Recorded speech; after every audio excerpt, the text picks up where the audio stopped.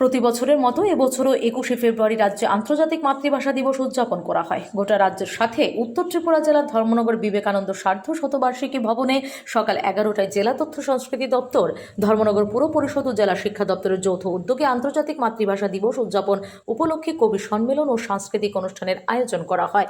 এই অনুষ্ঠানের শুভ উদ্বোধন করেন ধর্মনগর বিধানসভা কেন্দ্রের বিধায়ক তথা রাজ্য বিধানসভার অধ্যক্ষ বিশ্ববন্ধু সেন।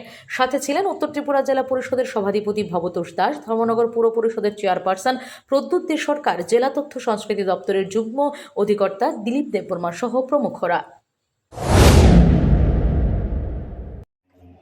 14-15 বয়সের ছেলে মেয়ে একটু মেচিউর থাকতো, তো একটা জিনিস আজকে লিখে দিয়ে দিতাম। এই ম্যাচুরিটিটা ওদের আসেনি বলে আমি লিখলাম, আমি বলে দিচ্ছি। আজ থেকে 100 বছর পরে পৃথিবীর একটি শক্তিশালী ভাষা, পৃথিবীর সম্ভবত তৃতীয় কি চতুর্থ ভাষা বাংলা ভাষা, আর 100 বছর পরে থাকবে কিনা আমি সন্দিহান। আমাদের যে জেনারেশনটা পেরিয়ে যাচ্ছি, আমরা বাংলা ভাষায় কথা বলি, কাজ চালানোর মতন ইংরেজি জানি, কাজ চালানোর মতো হিন্দি জানি। আমাদের রাজ্যের দুটো ভাষা আমরা জানি না, একটা হচ্ছে ককবরক আর একটা হচ্ছে মণিপুরি।